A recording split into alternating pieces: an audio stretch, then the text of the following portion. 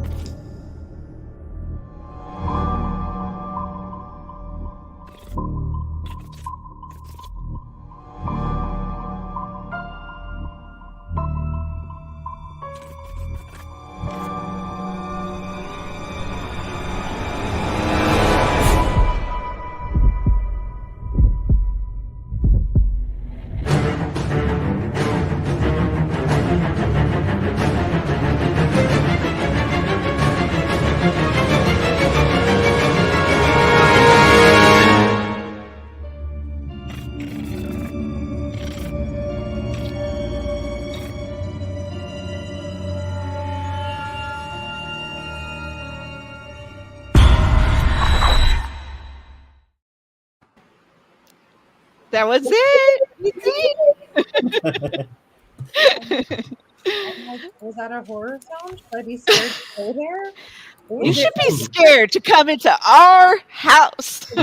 I'll tell Like you. post-apocalyptic. I don't know. Anytime something like that even starts showing on our TV at home, Kate goes, Girl, look "Don't away." look." Bad with horror. The photos, Well, Yeah, the photos are great really photos. nice. Yeah. yeah, she's an excellent photographer. Oh And yeah, Jet. That's my tourist buddy. We're both May babies. Her birthday is literally right day before mine. So yeah, she's her photography is amazing. It's good. She's actually got a serious eye for the camera. absolutely. Hey, I s- just wanted to Mhm. say what's up to Peachy. She says hi to everybody. I see it in the comments. Oh yeah. What's up, Peachy? What's That up? I just wanted to say hi to everyone in the chat. Thanks for joining us. And I want to get right into it, but thanks to everyone, Peachy, everyone joining in the chat. What's good? And let's get right into it. So these questions go out to everybody tonight. So whether it pertains to any Seahawks questions or 49ers, y'all are welcome to answer any and all. So, and wherever, if it goes off topic, so what? You know what I mean? Let's just Let's go. Let's do it. just go with the flow. So, starting with, and let me get this going here because now, Hawks, what was more gratifying? Being the only team in the NFC West having a 1-0 record or beating Russ? I mean, I have to say it was beating Russell Yeah, Wilson. 100%. I think that there's so much Absolutely. hype and build up to that game, and everybody counted the Seahawks out in that moment. Mhm. We were the underdogs, and the Seahawks came to play. Russell Wilson still put up some solid numbers, but ultimately there was some really poor decision making at the end of that game that really just did not play in the Broncos' favor. But Yeah. winning that game for Seahawks fans, to us, that was like the game of the season to win. I think it just, because it was week 1 too, it really sets kind of the energy and the tone kind of moving forward. So I think if the outcome had been different, it'd be easier to be feeling more defeated about everything. But I think we're still like, hey, well, we got this. And then, if other losses come, we can be like, well, at least we beat Russell Russ, Wilson. so Beat Russell. And the other part is yeah, it feels really, really, really good to be the top in the NFC West. Love it. It feels really fucking good. I'll be honest. Yeah, it's not a tie or anything. It's like you're all by yourself up there. Yeah, it was shocking, to be honest. I thought, like, whether it's the Raiders coming out on top of the Bears. I mean, Buffalo and the Rams, that's really a toss-up. They're both such solid teams, but maybe the Rams aren't as good as we thought. Mm-hmm. Like, they kind of got their asses handed to them in that game. So, and then the Cardinals really just got the beat down by the Chiefs. So it was just like surprising. I don't think anybody thought that the games in the NFC West would go the way that they did. No. But I would have to say the most gratifying part of that entire game was coming out with the win over Russell Wilson. 100%. I read that Tyler Lockett picked up on Russ's hand signals being the same as they did in Seattle. Yeah, apparently, like some of the motions that they would do, whether it was going to be a go route or whatever that they were going to do on offense, and Tyler Lockett picked up on that. He's like, it's going to be a go route. It's going to be a go route. And he was telling his, Tariq Woolen and Michael Jackson that, hey, this is what's happening. Like, pay attention. If you see this, this is what that's going to be. Mm-hmm. They didn't change. Wow. Like, they didn't change it. That blew my mind seeing that today. How do you not I mean, that's not very cerebral of a quarterback to you don't do that. You change it's like a third base coach giving the same signals on a different team to a new team. Oh my gosh. It literally made no sense. It blew my mind. And just watching all the mic'd up moments by Tyler Lockett, I just loved his energy. He's a captain now. It's the first season he's a captain, and he's really going to step it up. I know that he's really a heart and soul of that offense in terms of everybody's DK Metcalf because he's such a physical, athletic dude, but Tyler Lockett's that quiet guy that's been putting up 3 consecutive seasons of 1,000+ yards, right, in receiving yards. So I'm really excited to see how Tyler really elevates the offense with his status as captain. Now, beating Russ, like if what did it okay, here's one of the things that always like bothered me about the Seahawks, which for me, I mean, I didn't care because when we played them, it was like good for them. The delay of game. I brought this up on my last podcast on the Overreaction Show. I always thought it was Pete Carroll that had the time management issues because they always got delayed games. But apparently it's Russell Wilson. I think that like whether it's him trying to read what the defense is doing, taking the extra time, wanting to make sure the call is right. I don't know what that communication breakdown is, but it's obviously an issue. And some people are like, was that the clock running out? Was that planned? It was just like the weirdest thing that didn't have a really good explanation in the presser afterwards. And I don't know if you all saw the Manning cast video of Shannon Sharp and Peyton Manning. Oh, I didn't. You guys need to go back and watch that Manning cast. Like that clip. It's a clip at the end of how they managed the game. And here's Peyton watching like from the 55-second mark. The whole time he's like, timeout. What are they doing? What are they doing? And they basically run the clock all the way down. And then he calls a timeout. And then they're so confused. They're so confused. They're like, why would you run, the clock, then call a timeout? There's 20 seconds left. You already had multiple timeouts still left. And Shannon Sharp's like, what's happening? And Peyton's like, they're going to kick it. And Shannon Sharp's like, kick what? Like, what is the kick? What? Kick what? Why would you go out and pay as much money and as much draft capital as you did for Russell Wilson and not give him that opportunity with 4th and 5 when you've been getting chunks that entire game for 5 or 6 yards against the defense? Why would you not just keep the ball in his hands to make the conversion?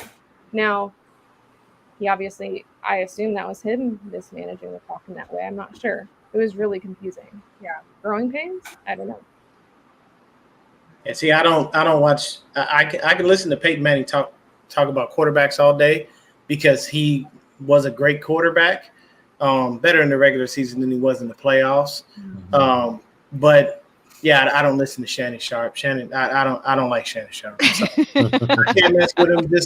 He's a Trey Lance hater and a Jimmy Garoppolo lover. So I can't listen to nothing that the man says. Like, that's what he does. He gets on, on the show with Skip Bayless, and he starts talking ridiculous, and well, Skip, see the 49ers, they should have just kept Jimmy Garoppolo. He was winning games. And, Lance, he's just not ready. He's not ready. Skip, he's not. I bet you 5 cases, Skip, 5 cases right now. Like, that's a good impression. He does. Are you sure you don't watch Shannon Sharp? Look, man, I had to endure him while he played, man. I'll tell you this, he was a great tight end, but just watching him, when people hate on my quarterback, I get upset. I did love how Shannon Sharp said, "I'm not even the best player in my household" whenever he did his Hall of Fame speech. Best player in his household. I mean, dang, what you got? 8, 9. Sterling his brother Sterling. Oh yeah. His brother Sterling was a dog. Yeah, his brother Sterling was a dog. Yeah. Shame that neck. He snapped that neck, and hey, man, it sucks when injuries stop a career, because we would have had Steve Young for several more years, but the doctors basically told him, you get another concussion, that field's going to be your grave. So make a choice. And his wife made it real easy for him. She was like, you're not going back on the field. Love you, mean it, bye. And I mean, it's not like Steve Young didn't do enough. I mean, hey, look, the beauty of Steve Young is the fact that he only talks about the Super Bowl ring he won. Quietly, the man has 3 rings. Quietly. As a backup, he has 2. But he only talks about the one he won. And I respect that, because that's what you do. You take credit for what you did, not for stuff you didn't do. You know what I mean? So I do want to ask y'all a real quick question to the ladies. How did y'all feel about Russ being booed when he came out? Because I understand during the game. Sure. Like, I get it, because you don't want that quarterback to have any advantage. But this is the man who took you to back-to-back Super Bowls. He won one of those, and he would have won another had Pete Carroll not been a dummy and called throwing the ball at the 1 yard line when you have beast mode right there, ready and waiting. I'll give you a conspiracy theory on that. I feel like they wanted Russ to be the guy, because when you win the Super Bowl and you're the MVP, you have to be like camera ready. You got to be candid. You got to be, hey, you can't be, Marshawn Lynch at the time. Because, I mean, you got to think about it like this. If you win the Super Bowl, what do? They run up to you and say, you just won the Super Bowl. Where are you going? Everyone's like, Disneyland, yeah. And I'm pretty sure Marshawn Lynch would have been like, they'd have been like, you just won a Super Bowl, Marshawn. Where you going? Back to Oakland, straight to the bank. With my Skittles? Party, right? Yeah. I mean, Patience are impressive. Look, Like- people would have loved seeing whatever Marshawn had or had nothing to say in that moment, right? And so, in terms of the booing, it's interesting because I was watching Thursday Night Football between the Bills and the Rams. And the first thing you hear as they're running out is a substantial amount of boos. That team's running out, it's boos, right? Anytime the Seahawks are going to run into your stadium, boos. Now, do you have like a franchise quarterback on the other team that left in an awkward way? Like, I think it's really that the feelings of fans, from what I've gauged, is that had Russell Wilson not been preaching and saying for a month just right before he gets traded, I want to be in Seattle for years to come. I want to give them more Super Bowls. I want to retire a Seahawk. I love Seattle. It means a lot to me. And then he gets traded. We find out they did a really good cover up. Everybody wanted it to be on the hush hush. Nobody, like both organizations, Russ, his agent, it was on the down low, and they really played it up. Was that necessary to play it up to where you're like, I still want to be in Seattle and I love the fans and I want to be here forever? And then the minute you get over to Denver, you've already got like merch ready to go. We have merch ready to go. Broncos colors. But you're also saying, I want to be here for years to come. I want to win multiple Super Bowls here. You're saying the exact same thing, and you're regurgitating. Going to the Children's Hospital right away, doing the same stuff that he did there, which is great. Which is great that he's work. doing. But it seems like, it makes people feel like it's more of like a shtick and like more dishonest. It feels like, and it he's felt fake. like He's being fake. Yeah, exactly. He's being fake. Like, is this about like, was it ever about the team? Is it about the legacy? I don't want to leave a legacy, but to acknowledge the people that also helped get there, I think that's like room. I'm sorry. That's facts. I'm sorry we're laughing, but that is exactly what happened with Kyrie in Boston. Peachy said he pulled the Kyrie Irving. 100% facts. Exactly what he did. And so No, I didn't know this, so thank you for enlightening me. Yeah, thank you. I didn't know either. I don't follow the team enough to know the inner workings. Yeah. What doesn't. Thank you. That's cool. It's insightful. Yeah, and so when you have those feelings, like there's a lot of fans still that wanted to cheer him in that moment, and I don't discredit for the fact that he took us to the playoffs for literally 9 out of 10 years, whatever, and then we won a Super Bowl. But the fact of the point is that it's a team game, and he was quarterbacking our team when we got there, just like Jimmy Garoppolo got you guys to a Super Bowl, right? No. Why do people say that? You just He I'm helped. sorry, you just He pushed helped. the wrong button. That's the exact point. He helped. No, he did not. No, that's the exact point I'm making. No. You pushed the wrong button. All right. I will let you finish your point. Yeah. And then I'm gonna have to wrap back around to that because I have to set the record all the way straight. So Russell Wilson, when he got to the Broncos, and people are, whether it's being taken out of context or not, he said in a presser that he wanted to go to a team that he didn't have to carry. And so when you talk about the Super Bowl that he won, who did we have as our defense? The Legion of Boom. Who did we have as our running back? Marshawn Lynch. So you can't say that a quarterback carried you, or that he got us a Super Bowl, or that you need a team. And so, yes, you have a quarterback that was mobile and that can move the ball, but he didn't have he didn't have 5 passing touchdowns in that Super Bowl. That defense kept him, they beat the Broncos, just killed them in that game. But then when it came down to it, So when what I'm saying is that I'm not saying Jimmy Garoppolo got you there. He was a quarterback that was a part of that. But if he decided that he was going to claim that he was carrying the team and got there, how would you feel? Oh, I'd laugh in his face. I would laugh dead in his face. I'd laugh in his face. I'd laugh in his parents' face. I'd laugh in anybody's face that believe that. Because there's no way anybody could tell me that Jimmy did anything. Look at it like this. I've done the research. I've dug as deep as I possibly can. When Stephen A. Smith says that Jimmy, you have several things to talk about before you get to Jimmy, he's not lying. The number one reason, if you ever saw Jimmy Garoppolo's stats in the playoffs, you would not think that man was 4-2. You would think he would be 0-6. Mm-hmm. His playoff stats are trash.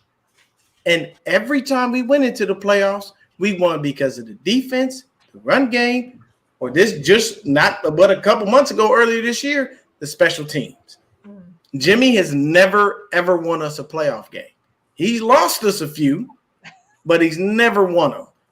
And when people, like I've seen people try to tell us, oh, well, you know, he wins. Does he win, or is he just along for the ride? And I can understand your sentiments when you state that about Russ, because I'll say this. When the Legion of Boom finally broke up, I think he started that would be his time of starting to carry the team. Mm-hmm. That's where that mindset could kick in a little bit, because there's no more beast mode. Your defense is, you know, not the same as it was. So I can see where he had a little sense of that. But before then, yeah, you guys are 100% correct. Yeah, there was a bunch of different elements, including him, that helped you get where you got. He didn't do it by himself. But the thing is that, you know, Jimmy can't say that ever, because I consider him to be along for the ride more than, you know, anything else. And I've argued with people who love Jimmy Garoppolo and think, you know, that his shit don't stink and he's the greatest thing sliced bread, and broke things down to them and given them prominent moments like, look, if you take away his touchdowns, we lose. Or if you take away his touchdowns, we still win. So is he there, and he's just a part of the winning, or is he, you know, just taking credit for stuff he didn't do? Because like I said, the playoffs, never, nothing. Like literally not any of our wins came because he threw us into a game. Like he literally screwed us out of that NFC Championship game. Who gets sacked and tries to throw a ball? You take the sack. You call a timeout and you say, you know what? I don't throw deep, but I'm going to have to give it a shot, damn it. I'm going to have to. But that's exactly what happened. Last time we saw Jimmy Garoppolo, he was getting sacked, throwing an interception. Like a dumbass. Like it just, there's things that you just see where you're like, why? Oh, but not that successful. I'm not going to go ahead. Ooh. I did want to bring up the topic of. Well, I have a question real quick since we're talking about Colin Kaepernick. I just have a quick question. Kaepernick never went to a Super Bowl on a full season. What are you talking about? He did go to the Super Bowl. It was after Alex Smith had a concussion, wasn't it? Arm. Oh, no, yeah. Basically, I get what you're saying. He never went back to a Super Bowl after that. He went to the NFC Championship game, and then he went to the NFC Championship game, and then he stopped. And then he didn't even make the postseason for 3 years, right? That's correct. You are correct on that. Here's the thing. The reason that I don't really I don't care for 10 is because there's so much credit provided to him for our winning record and us being in the playoffs and all of that, but he doesn't deserve that. And the other thing is he never takes credit for his mistakes. He's team through and through. I'll give him that much. That's why people in the locker room like him. He's a likable guy. But the thing is, it's everybody's fault. It's never his. If you look at Trey Lance's few pressers that he's had after games, after the Arizona game, what did he do? I need to be better. I should have done this. Me. This is my fault. When we won, team. That's the type of quarterback I like. I don't need a quarterback going up there telling me team every time, and you just threw two bonehead interceptions, and you had the nerve to get up on the podium and then state I would have thrown the same ball again. No, you wouldn't have. Any person that throws an interception tells you they would like to have him back. Nobody dumb enough goes up to the podium and goes, "Yeah, I'll throw that same interception again. I'll do it again." No, nobody does that. I watched Neil O'Donnell throw it to Larry Brown twice. I mean, I get it. I mean, and the thing about Cap was it was unfortunate how he got his job, because in that instance, I do not feel like Alex Smith should have been benched. And I honestly thought when they went with him for an extra week, it was okay. The kid's playing well enough. Let's give him another week, because the concussion is a serious thing, people. Like, this is not just a walk in the park. You don't wake up and everything is fine and dandy the next day. You can still be seeing stars. You can still have headaches. There are a variety of things that can happen. But in that same vein, I'm not about to let that keep me out of a game if I'm an NFL quarterback and my team is winning and I know that I'm contributing to such. Oh, no, I want to be on the field. Mm-hmm. So, it sucks, but that's a very good point. Cap did not go back to the Super Bowl after such, but he never preached it as if he was the only determining factor. And though Jimmy made 16, people just give him too much credit. I was just bringing it up because Jimmy did start the whole season and did go to the Super Bowl. So does that make him a little bit better? No. Not in my eyes. Well, I mean, he helped get support about Jimmy Garoppolo. I'm not the guy. I feel like he was along for the ride for most of the season. He could do a team that was go ahead. So, like, offensively moving the ball, the West Coast offense, like, he didn't need to have the biggest arm or the best. Like, he was dumping it off, and you guys could convert for first downs, right? Like, that's kind of like the style of play. It was yak. It was so much yak. Yards after catch continuously. And we had a dominant defense that year too. Yes. Eric Reed, right? Yeah. Eric Reed, Alden Smith. No, not Alden. DeForest Buckner. Eric Armstead. Yep. It was dominant. Whenever he was healthy. Even though that was only about 8 games. So Fred Warner.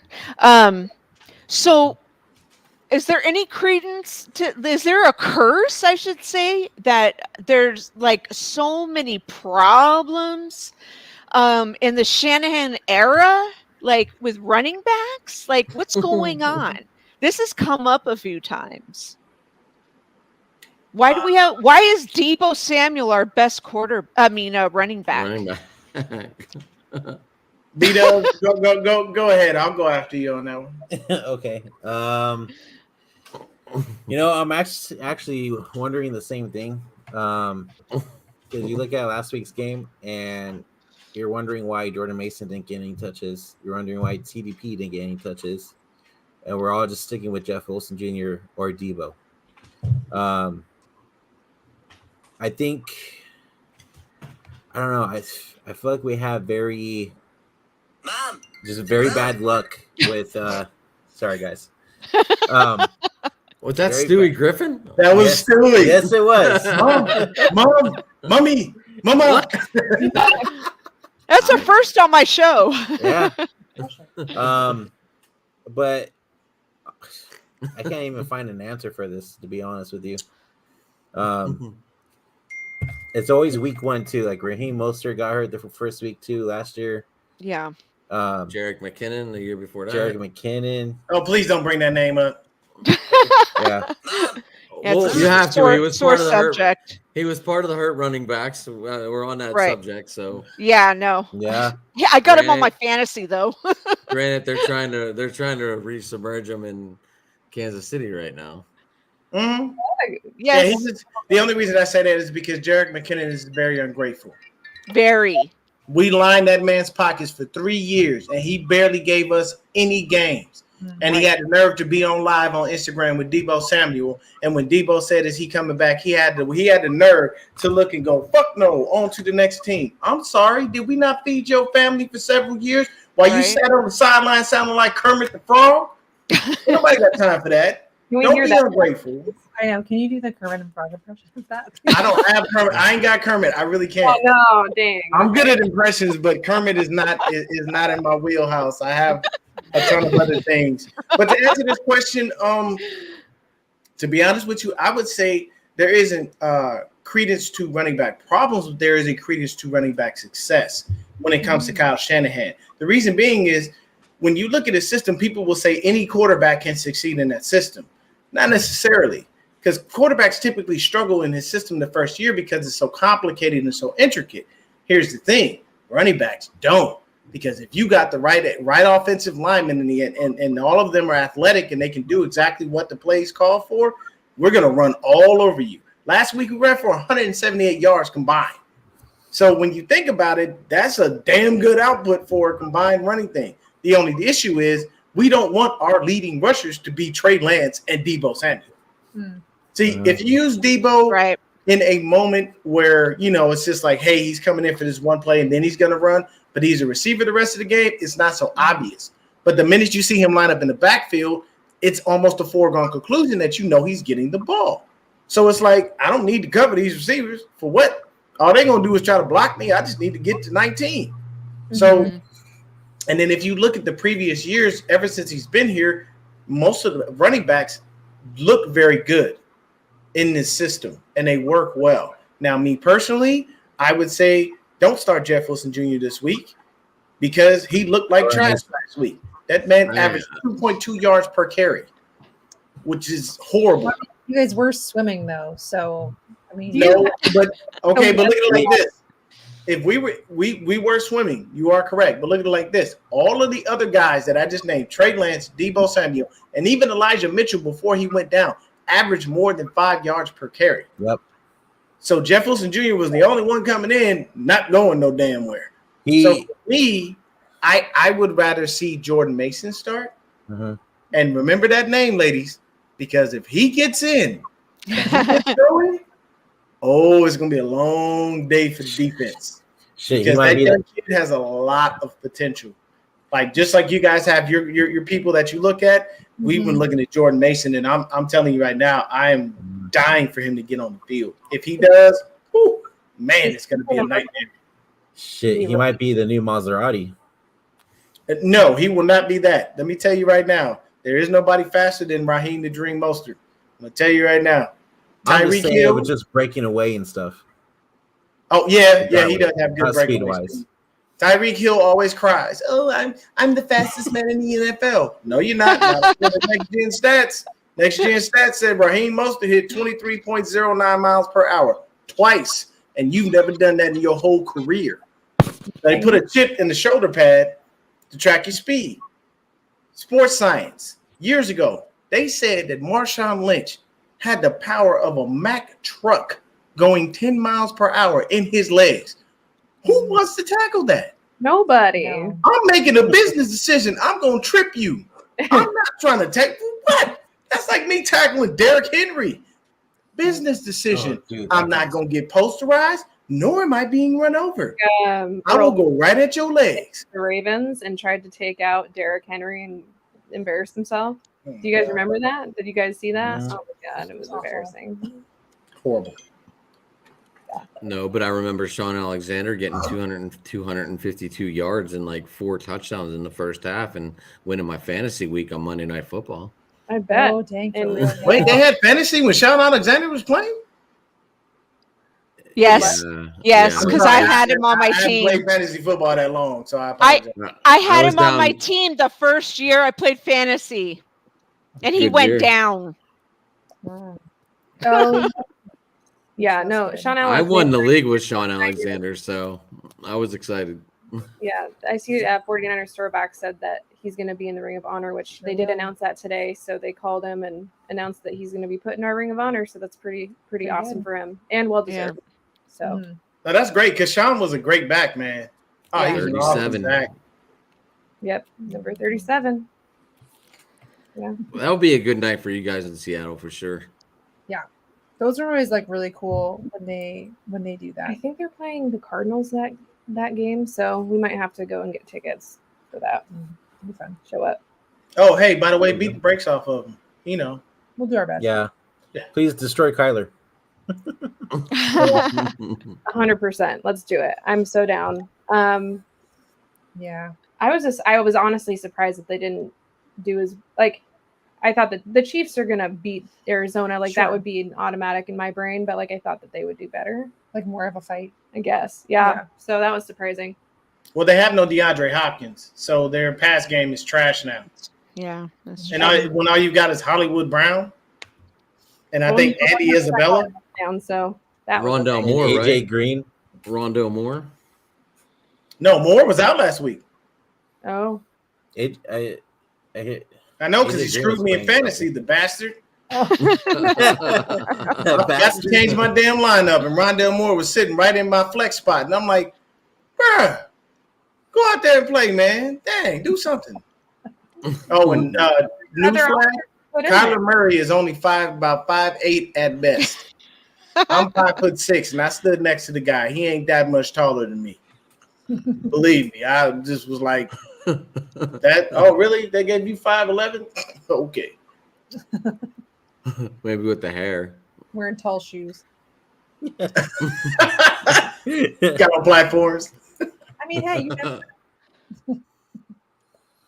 So, Seahawks fans and Niner fans, can Gino lead your team to the playoffs?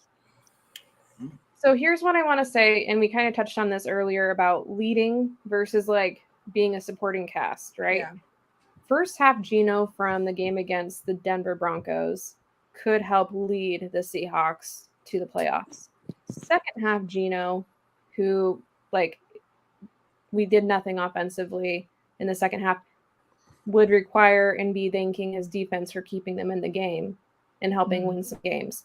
But this is where I go back to the fact that this is a team sport. Do we overvalue quarterbacks to be the ones to actually get us to the playoffs? Mm-hmm. That's a question. Do we overvalue quarterbacks? And I think the thing is that if Russell Wilson was still our quarterback, where would we be in the power rankings? The moment that he was not on our team anymore, we dropped down to like I saw one that was like 32 or 31st, yeah. right? So are we overvaluing quarterbacks and having the right person in, or do you need somebody that can at least keep you afloat and allow your star players, your wide receivers, your tight ends, your defense to come out and be the supporting cast to help elevate you to the playoffs and to get you a Super Bowl? Yeah. That's my question. I think that if he's first half Gino, he at 100% could help us, like lead us to the playoffs. I see it as like a wild card, like a sneaking in. I don't see it as we're going to be the best team in the league by any means. I'm not saying that. I'm very realistic in that way, but it's possible. Did he exceed your expectations after that game? He's a lot better at protecting the ball now. So Gino, when he came into the league, the Jets, we all know how that went down. He was a gunslinger. You know, he wanted to be the hero of the game, and he was young and came in, and he's a seasoned quarterback at this now, where he knows that he needs to protect the ball. He's not just slinging it around. He's finding his open receivers. It shows in the fact that he threw the 2 touchdowns to our tight ends. If he can't find Lockett and Metcalf open, he's going to find the open tight end and he's going to throw it to him. He got out of some plays where he could have been sacked, and he moved up into the pocket, and he still was looking downfield and made the throws. And it feel like he had the O-line gave him some pretty good time for trying to read what he needed to do too. So I think, like you were kind of saying, like altogether, you know, I think there's more of a chance than people may have originally thought when Russ left. So I'm staying hopeful. Yeah. Were you surprised that the job went to Gino instead of Drew Lock? I think that there are so many people that were hopeful for Drew Lock because he was part of the trade. They would have loved the story of him coming in and getting the position. And people talk about his ceiling being higher and his potential being higher with his arm and everything that he has to bring to the table. And I think people like the idea of stepping in, like a younger quarterback stepping in and developing. Mm-hmm. What an awesome story. Week 1, Drew Lock, Russell Wilson, Denver, Seahawks. I think that there was a little bit kind of poetic. Right. It's a poetic story, but I think if you were to look just at the stats alone, like, yeah, Drew Lock had some touchdowns and Geno Smith technically didn't. He had a rushing touchdown in the preseason. That people were like, look at the touchdowns though. Geno didn't get it, but he was protecting the ball. Drew Lock turned it over. Pete Carroll's going to choose the quarterback that's protecting the ball. Yeah. Because we know that if you win the turnover battle, you're more than likely going to win the game. Absolutely. And so, and that's true even for the game against the Broncos. We turned it over twice, back-to-back drives on the Broncos at the 1 yard line by forcing a fumble on the goal line. And we somehow squeaked out a win. If they didn't do that, we wouldn't have won the game. Mm-hmm. So I think people were sad that it wasn't Drew Lock, but I think that it was a realistic choice, and it was the right choice to go with Geno. After the game, I thought so too. I'm like, well, they called it and they did it right. Yep. For sure. Now, do you feel Noah Fant's going to be productive at all, or only with Drew Lock? Or is Noah Fant just a decoy? I hope they use Noah Fant. I really like Noah Fant. I hope he gets used and is part of the toolkit or arsenal or whatever. But to start with, at least, I don't know. I mean, what do you think? It's interesting because, of course, the 2 tight ends that get the touchdowns were not named Noah Fant. Yeah. Right? Colby Parkinson, who's our third on the tight end depth chart, and Will Dissly, who's been with us. We call him, Uncle Diss. Obviously, I have Fant on my team, so I was frustrated. To be honest, I want them to use them. I just think that they're going to spread the love a little bit. I know that our best run game comes when we have our 3 tight ends on the blocking as well. That's when we find the most success. And that doesn't sound good for you in terms of fantasy points, because blocking tight ends is not going to get you points. As much. So I cautiously, maybe not as optimistic, because I don't know that he's going to be tight end 1, like a Travis Kelce, Oh, I didn't think that either, but I still expect them to catch a couple more passes. Rashard Penny really is. Quick, you would probably be better served picking up Dissly if you're thinking of picking up a tight end from the Seahawks. He has been with them for a while. And he's actually Dissly is actually pretty productive when they do use him. He actually does gather up a few points and get you at least a good 10 every week as long as they use him properly. Mm-hmm. It's true. So is Rashard Penny the answer, girls? I mean, if anything from the end of last season tells us, it would say yes. Now, when he's healthy, which honestly, the Seahawks have had some 49ers issues in the running back room for years. Since Marshawn Lynch left, the Seahawks have not been able to stay healthy in the running back room for a full season. It's cycled through needing to sign people onto the roster because people are going to the IR, and it's running backs, That's how I feel about since Frank Gore left. It's just been a shitstorm. We haven't had anybody that can stay healthy consistently. Am I wrong, Deon, Brandon?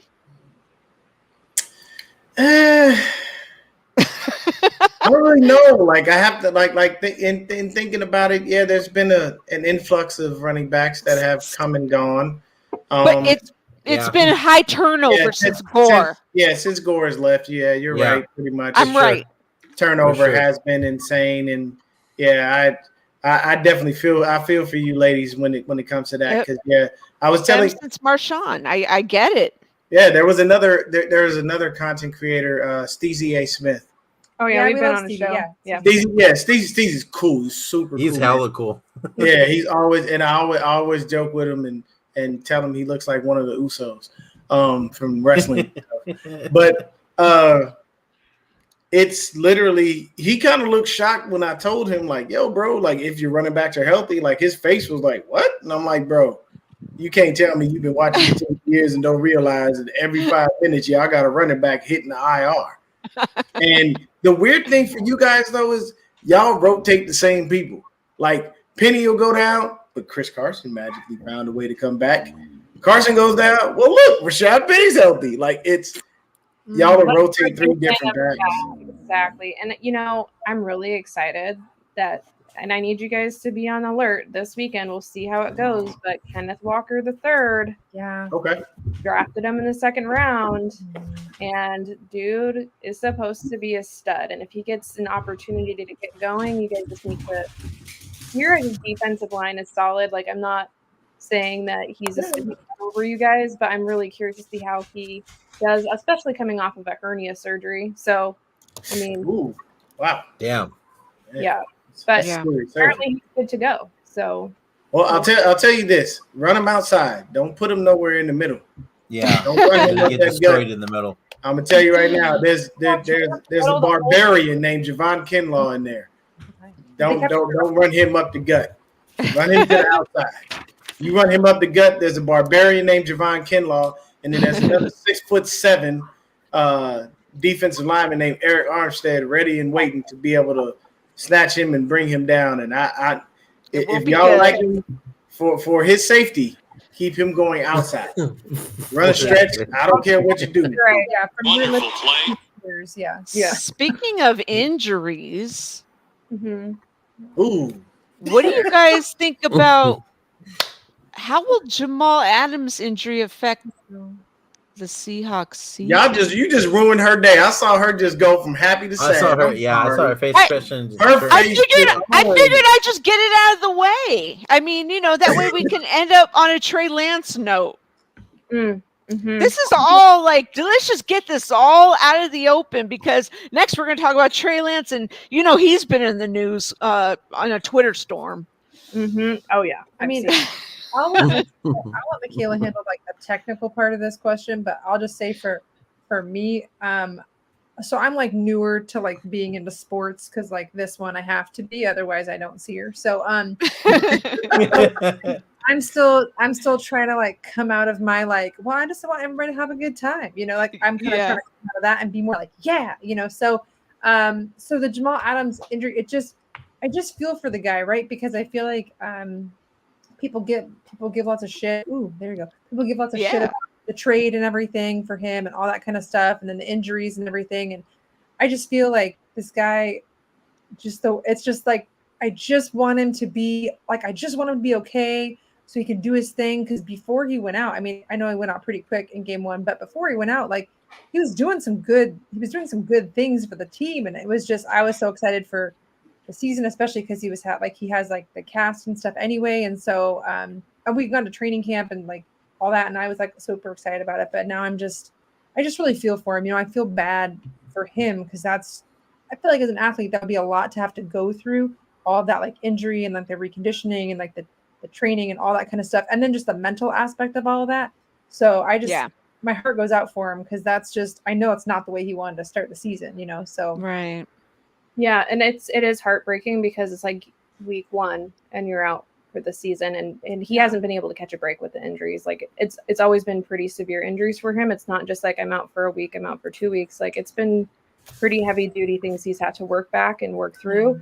And here's the thing about Jamal Adams for me. First of all, Kate and I, we've claimed our man crushes in the league, and mine's Jamal Adams and hers is DK Metcalf. Like we were like, those are our guys.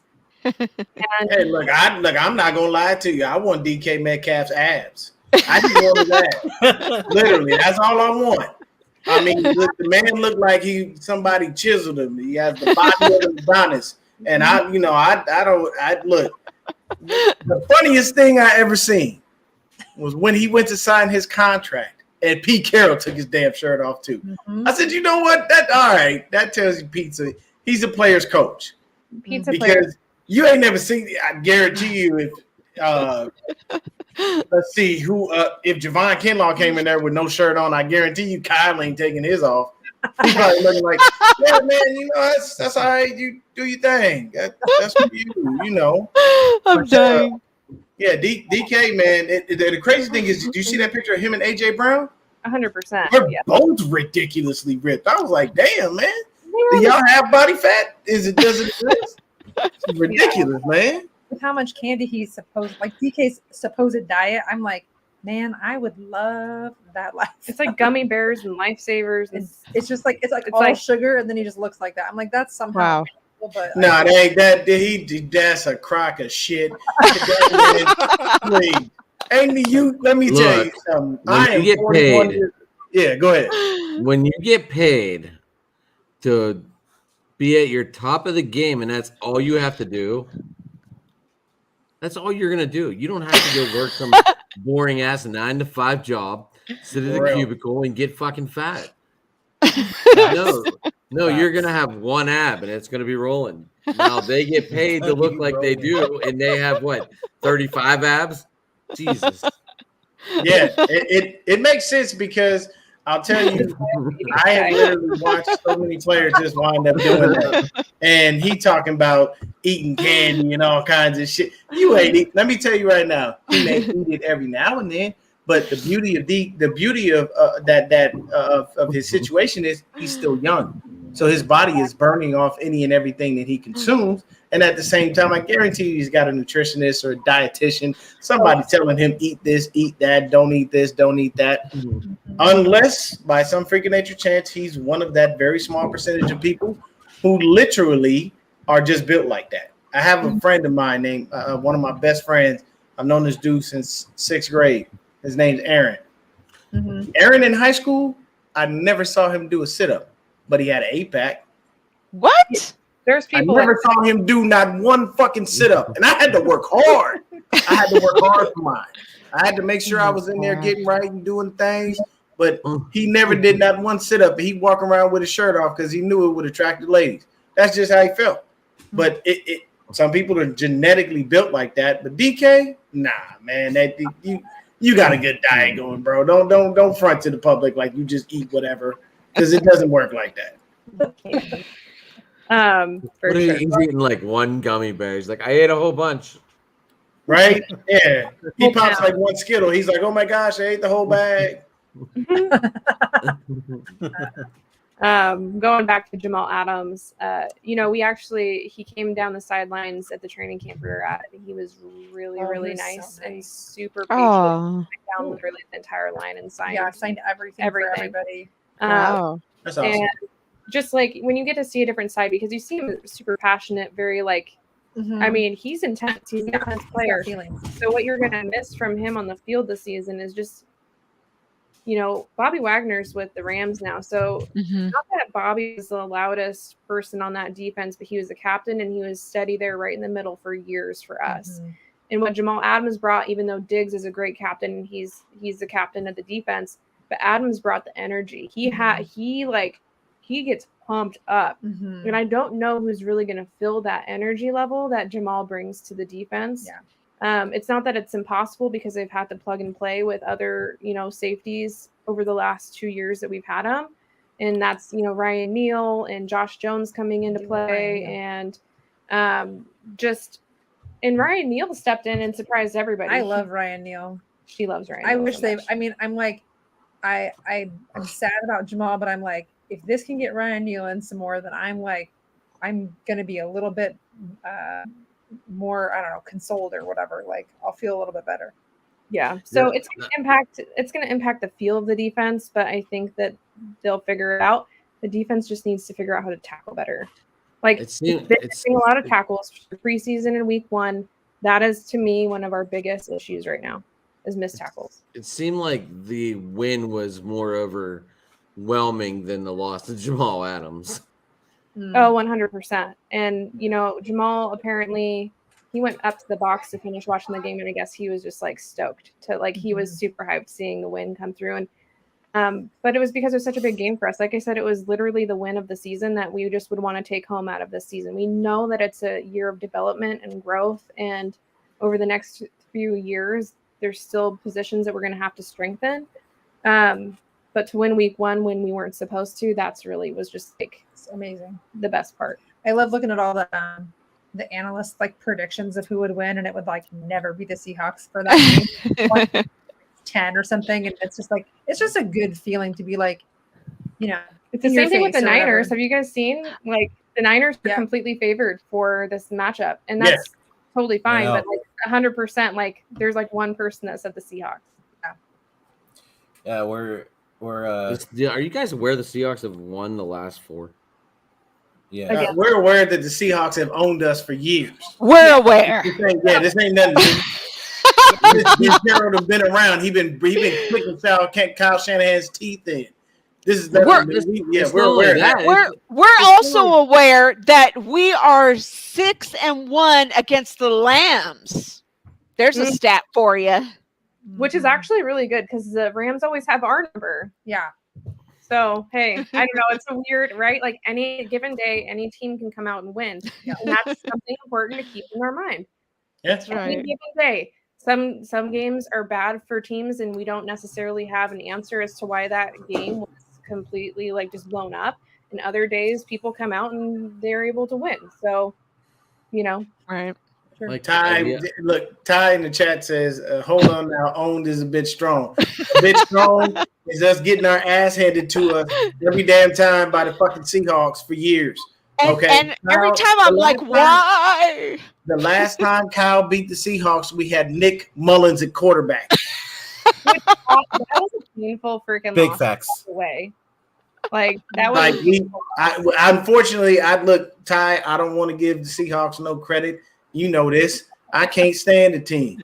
I look, I ain't gonna wish injury on nobody, but I mean, if everybody gets, a stomach flu or something, it is what it is.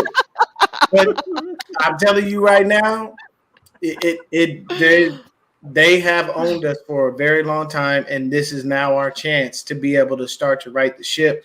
And at the same time, honestly, it's Kyle's chance to come out from under that, man. I'm sorry, like I'm a competitive person by nature. So are we gonna see it? Maybe you're talking about they're gonna come out. Or are we gonna see a 1988 38-7 was the last time the Niners had a big victory over the Hawks? And he over here full of facts, bro. Like he's killing me. Yeah, but I'll say this: it's not going to be a 38-7. I would say probably if we win, it's most likely going to be like a 20-17. The reason being is because we have a quarterback that is brand new.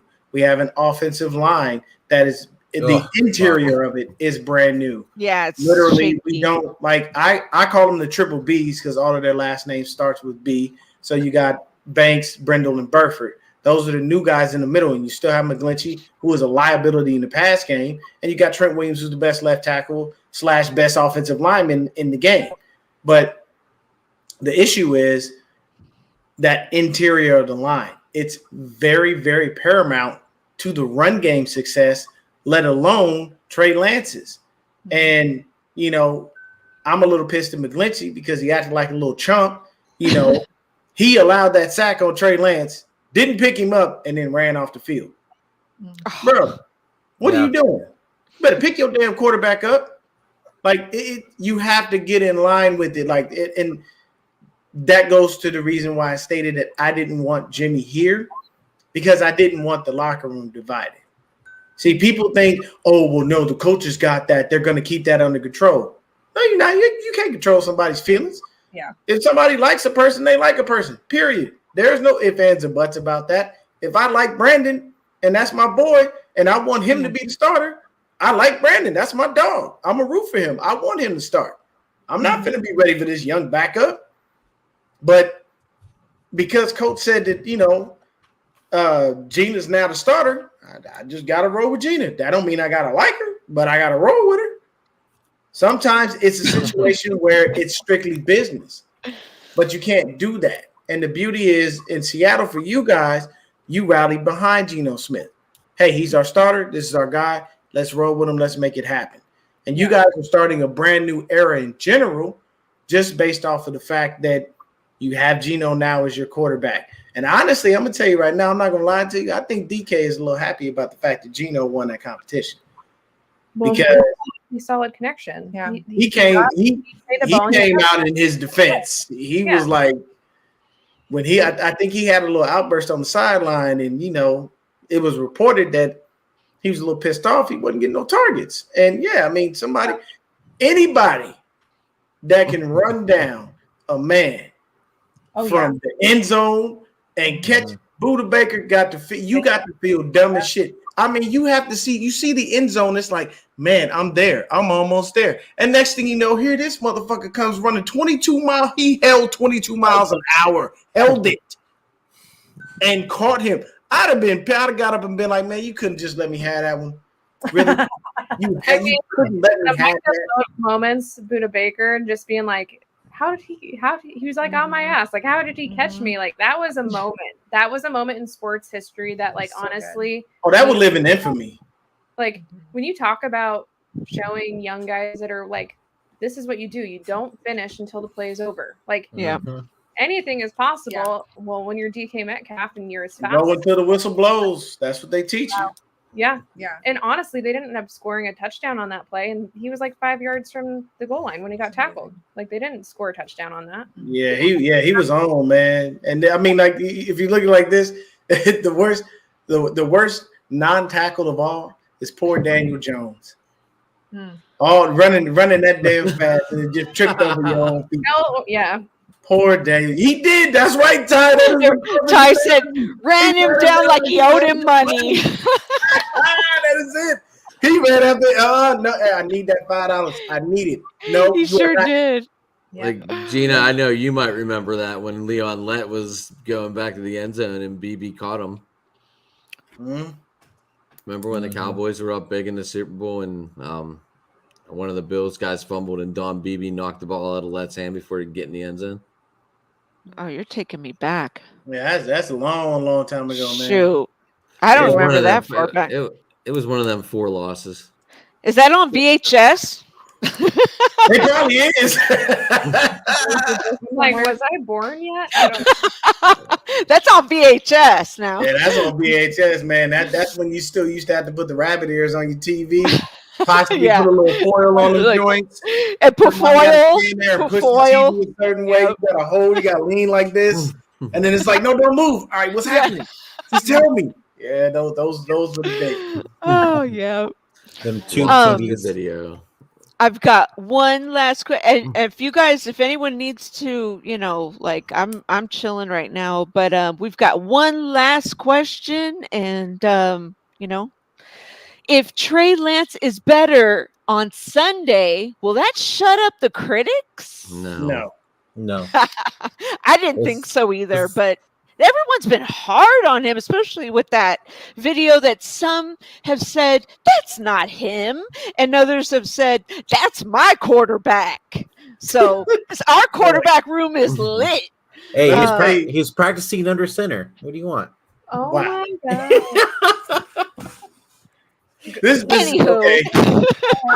Anywho, we've got Jimmy G dating porn stars. We've got Trey Lance making it rain. So, I'll say this: throwing dimes and dollars. Trey that makes him dance. Like now, all we need is Brock Purdy to go out and do some random shit, and we'll just have a quarterback room full of misfits.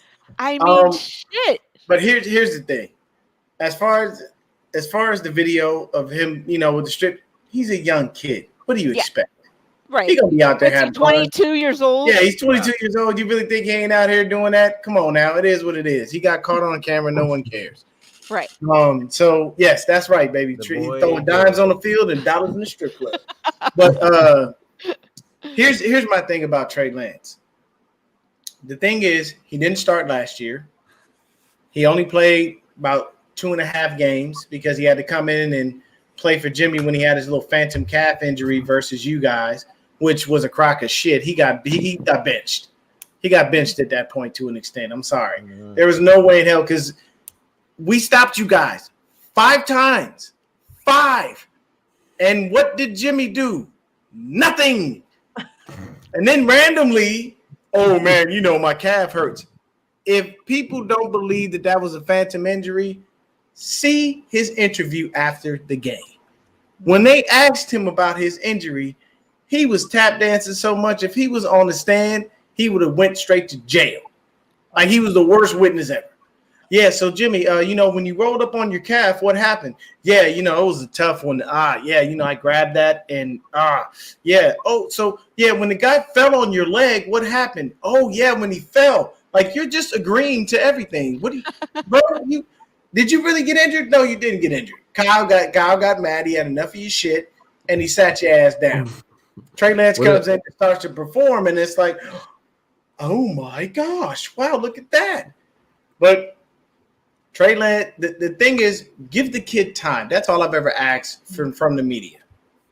Roll with the fact that you don't know and you don't have enough to go on, so you have to let the season play out before you can pass any judgment on the kid. That's all I've ever asked for. Because do you think they should do what they did with Roethlisberger and start throwing those short passes just to get him fully comfortable? That's what Kyle does in general. He always does that. He tries to give you a short pass to get you a rhythm started, and once you get in rhythm, that's when he starts calling certain types of plays. Kyle literally sets his plays up ahead of time. So depending on how a certain play goes is what he's going to call next. Like if Kyle says, all right, I got, Debo running a quick slant, hit him on that, and whatever happens after that, we'll go to the next play. But if Debo takes it to the house, okay, that's just another play I got in my pocket that I can call next time. So I feel like the only way the critics are going to shut up is if he winds up winning the Super Bowl. And then nobody has anything to say because it's like, well, it looks validated that you moved on from Jimmy Garoppolo because now this kid actually took you to the promised land and won versus, Jimmy being there and us always coming up short. So as far as the critics go, it's an unfair judgment from a lot of them. And I'm sorry, Colin Cowherd, you're just mad that your daughter's not dating him anymore. Okay. I'm sorry. You probably upset because she missed out on a big payday.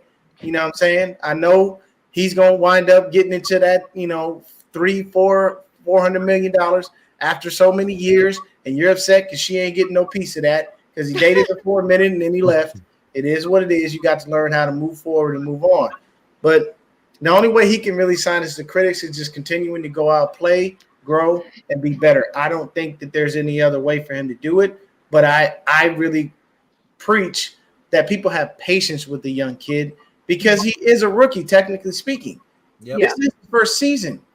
So don't expect greatness, expect flashes of it, but don't expect it every single down, every single game because it's not something that's going to come. I understood his shortcomings in the game, and I understood the good things that he did in the game. But you can't sit there and expect this kid to be perfect out the gate because I'll tell you there's a quarterback by the name of Peyton Manning who went 4-11 in his first full season. Sure did. Trash. Yep. Drew Brees didn't look good in his first full season. Neither did Tom Brady. So while people will state that, you have to remember you got to give people time. People ragged on Alex Smith for years and talked crap about him. Good. Alex Smith. I'm so sad he had that leg injury. And that was horrible. But I was so happy when he came back, though. I prayed for him. I was so happy when he was able to make the comeback. She did. I'm a player. I go to other teams and other players. Like I want, am I a competitive person and do I have my opinions about who I want to win games 100%? But do I see these players as people? Yes, for sure. Yeah, and that's why I'm sold on Trey Lance, and I want him to continue to grow, and I want them to stick with him throughout the year. In no way, shape, or form should they ever bench him at any point this season. They should let him go out there, take his lumps, learn, continue to grow, and keep moving forward. If they bench him, they're going to destroy his confidence. And to be honest with you, if I'm Trey Lance and you bench me for Jimmy Garoppolo, I don't want to be here. Yeah, Trey, I agree. The only time you don't bench anybody to bring in the second string. The only time you bring in the second string is when the first starting quarterback is injured. That's it. Brandon, I'm sorry, you were going to say something, Mikaela? Oh, I thought Brandon had something to say. He kept putting his finger up. Oh, I'm sorry. No, I just wanted to have something to share with you guys. and it's about Trey Lance, and people are basically saying like if he's on the hot seat already, and the one of the talk host people from Speak on FS1, Joy Taylor, basically said, Joy. That's Joy That Taylor. woman- Do you guys mind if I share the screen? No, Joy Taylor's please. fine. Okay. Please. All right. That's some my good celebrity stuff. crush. That's my celebrity crush. I love me some Joy Taylor. Not. I mean, I love her too. we're there with you. Okay. Gina, you gonna bring that in or want me to? Yeah, I will. All Yeah. right, ready? 'Kay. All right. Talk to me. No, Trey Lance is not already on the hot seat after one game. Also, you mentioned the Seahawks and the Bears. They both won week 1. So we can say whatever we want about how bad they're supposed to be. They both started the season with wins. So if they lose this game, then maybe the Seahawks are better than we thought they were. Trey Lance is not going to come into the league and after his 3rd start and blow the doors off. That's not what happens. I have an interesting stat I want to give you. Josh Allen, he's pretty good, right? He's pretty good. He's pretty Now good. he is. Now he is. Thank you for saying that, Now he Emmanuel. is. Now he's good. Josh Allen did not start off well. You know who he started off exactly like? Trey Lance. In fact, he had fewer rushing yards through his first career starts than Trey Lance. Trey Lance has 174. Josh Allen had 90. They are literally identical through their first 3 stats. Now imagine what world we'll be living had the Buffalo Bills discussed benching Josh Allen or thinking that he was on the hot seat 3 starts in. Now, I certainly thought that way, which is why I don't feel this way about Trey Lance. Also, if he's on the hot seat, then that means that Kyle Shanahan and John Lynch are ready to admit that they blew 3 first-round picks, which I don't think they're doing anytime soon. All facts. Wow. All Blank and facts. period. Love it. Love it. I Thank loved you, every second Brandon. of it. I mean, I love the fact that it was Joy Taylor talking in the first Yeah. place. Hell But yeah. then when she slapped you with the facts along with it, it just made it all better. But Yeah. that's exactly what it is. Everybody is up in arms and screaming and, oh my God, why would you start this kid? You don't need to. You have someone who took you here, did this, did that. And it's like, he's been trying to get rid of Jimmy Garoppolo for the past 3 years. He literally got the phone hung up in his face by Matt LaFleur for having the balls to call and ask for Aaron Rodgers. He called him. And this is a clear report. He called, hey, Matt, what's going on, buddy?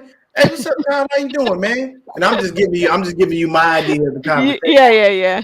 Hey, man. So, I'm calling you about business. Oh, okay. Well, all right, let's talk shop. What you got? Is Aaron up for, trade? Click. Matt. Man, this reception in the house. Y'all know. I'm just gonna call him back. And Matt didn't answer. No, I'm not giving you my Hall of Fame quarterback for the trash that you got over there. What? No. Kyle wanted Stafford too. Sure did. But now Stafford looks like he has arm fatigue. Tendonitis. And see, that's what kills me. Look at that. Arm fitness is a term that was literally created strictly for Trey Lance. That is how bad they have hated on this young kid. And now the quarterback in the division is technically speaking supposed to be the best quarterback in our division, Matthew Stafford. Now he has tendonitis. Wouldn't that sound like arm fitness to you? I mean, even Kyle said it himself. There's not a quarterback that I haven't worked with that hasn't told me that his arm hurts or that he's tired.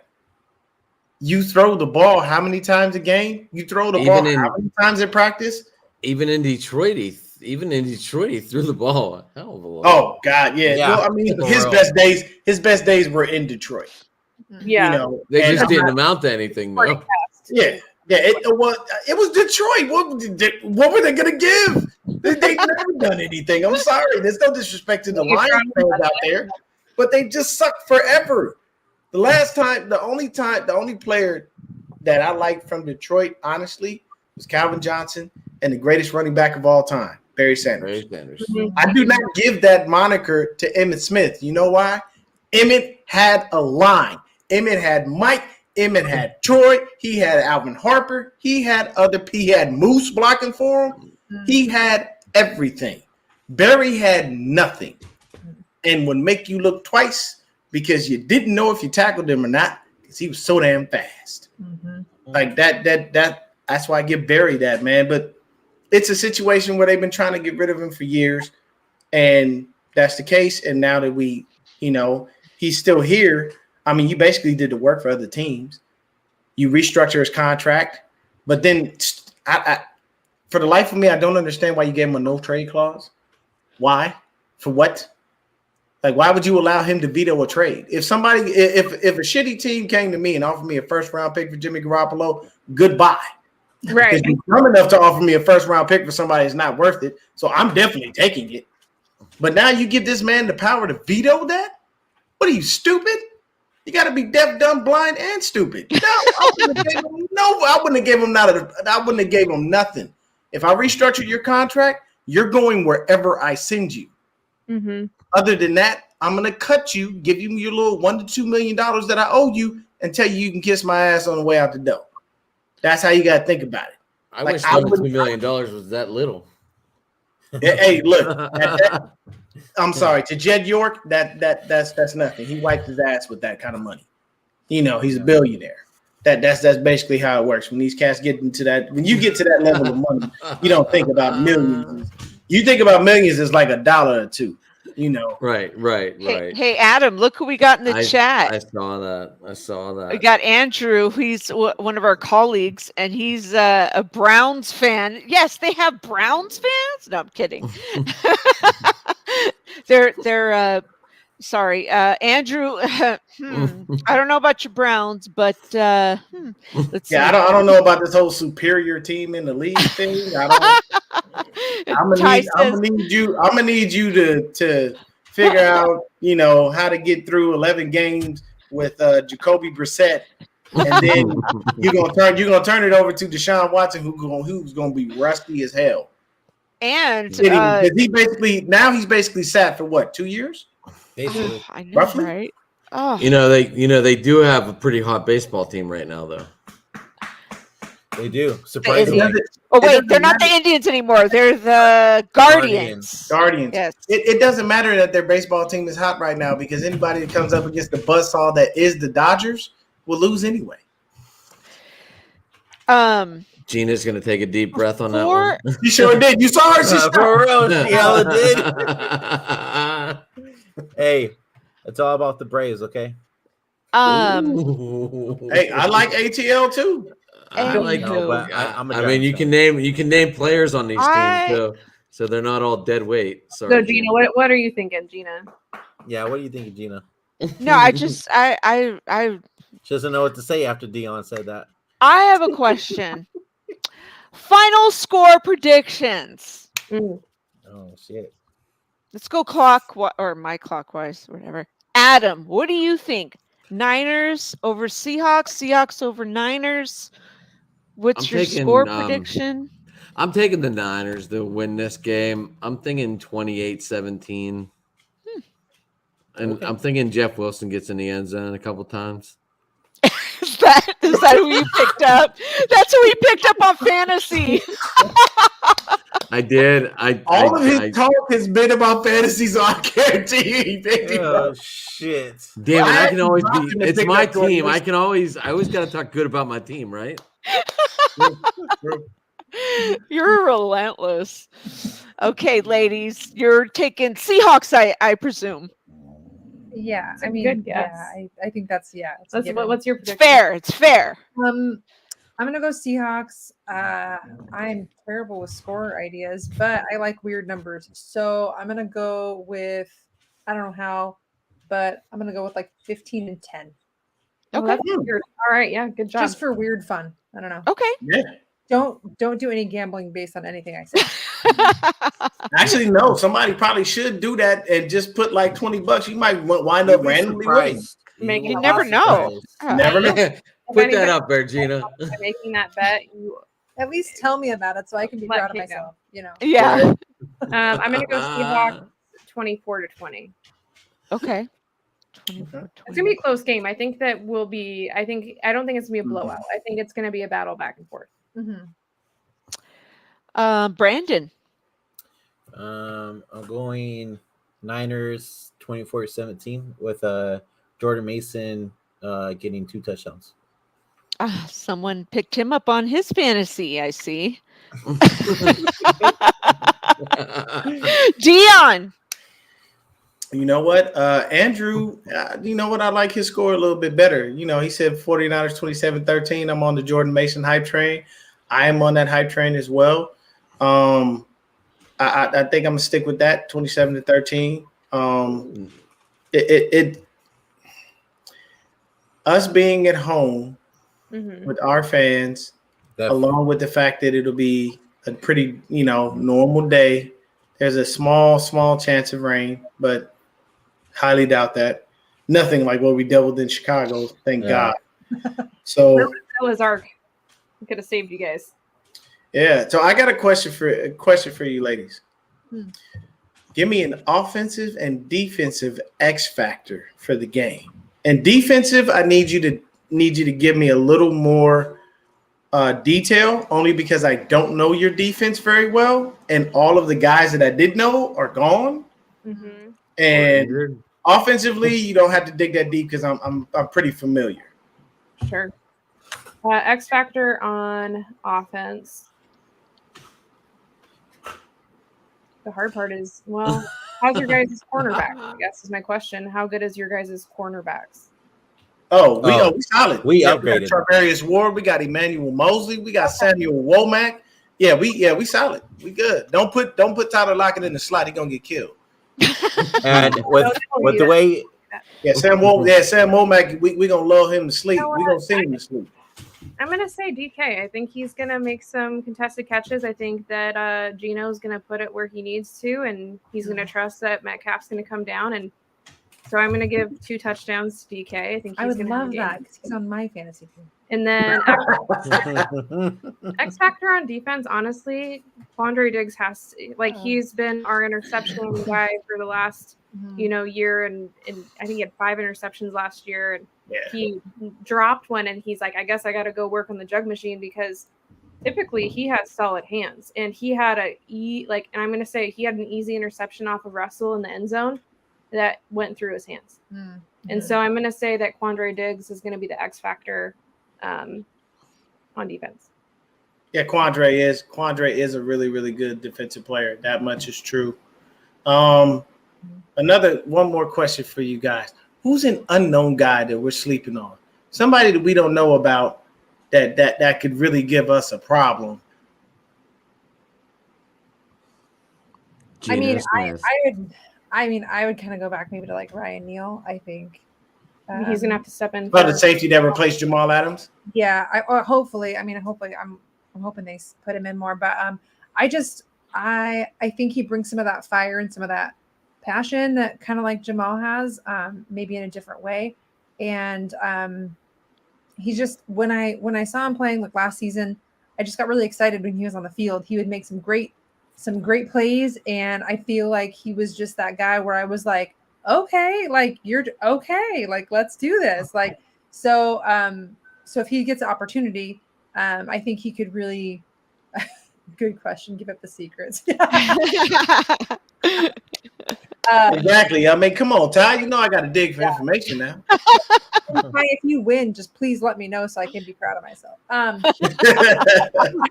how much you win on that bet. But yeah, that's who I would hope that could be kind of that person. And Ryan Neal he would always be around the ball. I felt like he would always anticipate where things were going, and so he'd make a quick read and he'd have a great angle on plays. So he had a handful of interceptions as well, reading some of those plays, and he would lay down some hits. So that's a really good answer.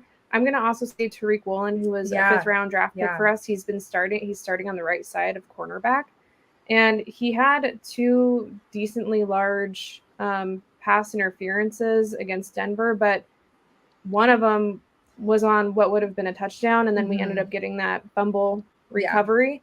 But he's sticky and he's really fast. So as long as he can clean up, number one, either turning for the ball sooner and trying to go for the ball, tracking the ball, once he starts doing that, Yeah. This guy's gonna be like lights out corner. Like I mean, I'm saying it now. Tariq Woolen will be lights out cornerback in for training the Seahawks. camp, he was like On on DK, DK. Metcalf, like on him, and it was making plays, forcing like DK. it was drop impressive. It in the Like end you zone. could see DK getting frustrated with it too, and it was cool to see. So yeah, So look out for that kid on the right side. but don't tell Shanahan about it. Don't tell Shanahan. Oh, I'm dead. After this podcast is over, I'm shooting him a text right now, telling him all these names. Watch out for this one, this one, this one, and this one. So Look, they're going to test him because he's a rookie, and they're going to make rookie Yeah. mistakes. Kobe Bryant in the slot or Yeah. covering nickel. It's the same thing, right? Both like fifth round cornerback draft picks, and I think that they're going to develop into some stars like Mhm. Kobe Bryant, Tariq Woolen. Watch out. well, I they're- mean, hey, his name is Kobe Bryant, so yeah, you know that's synonymous with greatness. Even though it's basketball, it's still greatness. I got a question for you. Wait, our other host, what is his name? I lost him. Who, me? Yes, you, Adam. Adam. don't do it, Ty. Y'all won your first game. How you feeling about Mr. Trubisky there? Do you feel like y'all should have went ahead and started baby hands over there, or do you feel like Trubisky was the right thing to do? I say it almost every show on here. I feel like you guys last year just waiting for Pickett to get the call. Okay. Mhm. Okay. The offense looked horrendous, but they got it done when they needed to get it done. Granted, there was a lot of missed kicks, Missed fumbles. a lot of uprights hit. A couple people had the Madden scene on there, and then it showed the field goal kicker missing them all the way. Instead of watching the game for the Cincinnati game. I think the TJ Watt injury is going to be a lot bigger than what they're talking about. I was just going to ask you that too. Now It went from big to medium to now big again. Yeah. He's on the IR. He's going to be out. I think it's torn, but that's just me. I mean, they're not going to rush him back if they're looking terrible. In what was that, week 8? I think I saw. I think that's when he was able to come back. I don't think they still rush him back if this thing is torn completely. Yeah. There's no point in killing your best player if you're out of the playoffs. I mean, honestly, Yeah. I personally think he's the best edge rusher in the game. Yeah, Yeah. I agree with that, man. Yeah. TJ's nasty, and the crazy thing is He keeps getting when you robbed see too. when you see TJ, you remember his brother JJ. Because remember, they used to call JJ, they didn't call him JJ Watt, they called him JJ SWAT because he was great at knocking down passes. Yeah. You know, Yes, he was. he was amazing at such. Clowney when they were on the Texans, like that was something to be feared, right? Like Clowney and JJ were JJ Watt. I always get when there's a brother, sometimes I mix them up. Yeah. Oh, don't worry, the media can't ever get Nick Bosa's name right. They always call him Joey Bosa. They Yeah. call him Joey every damn game, and it's like, you idiot, you know you're talking about the Niners. Joey is in LA.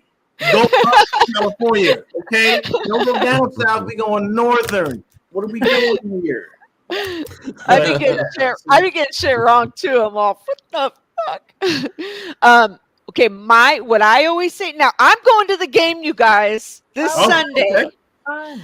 It better not rain. That's all I have to say, because I look ugly in a poncho, in a rain poncho. All right, but that's besides the point. And also, I'm going to be doing an inside the gate. I'm going official. I'll be live on YouTube. I'll be walking through and being like, this is Levi's Stadium, blah, blah, blah. Anyway, I mean, it's not like I've never been there before, but it's going to be the first time on this network that this network is going live at Levi's. Anyway, and because we're getting closer to the bottom of the third. I'm going live here with Chris. Chris. He's in Chris is at Anaheim, right? Yeah, he's at the LA Angels. We're trying to do right every now. stadium on this network. Yeah. So, so if you girls want to help me out and knock out Quest, let me know. Well, it's Luminous. I'm now. still gonna call it Quest because that's what it was. Okay. I'm sure it has changed names by now. With all the changed names. It's exactly. And I don't then even, what's it called now? Seahawks, it's Lumen Field. Newman Field, yeah. Lumen, yeah. And it was CenturyLink prior to that, and then it was Yep. Quest prior to that. That's when I was there when it was called Quest. yeah. I think it's pretty cool how you have the Hawks. They must have landed on the concrete and walked up a little bit and then flew away. They still have that on the one of the sides of the stadium outside. Yeah. I thought that was pretty neat. When was it? Century Field or Link? It was CenturyLink, yeah, before it changed to Lumen Field. Yeah. Okay. Yeah. Okay. You know My how it brother is. was there when it was. Yeah. Different sponsors come along and they change stuff. Shit changes here too. Yeah. But when I'm home at Levi's, I always shout Niners by 20. So I don't have a score predict. It's just Niners by 20. Niners by Do it. 20. That's it. See, I'm confident, but I ain't that bold. That's just, I'm sorry. So, after that first game, All right. So can't say we winning by 20. well, peep this. Every time I've been to Levi's, the 49ers have won except one time. Was it against? And I've been to a lot of games. Yeah, was it a Seahawks game? No, it was the fucking Packers. Oh yeah. The worst. And you know, the funny thing is, here's the beauty of Trey Lance, his evolution. This is like the quickest thing. First touchdown of the season thrown by who? Trey Lance. When I we were was getting there our at that game too.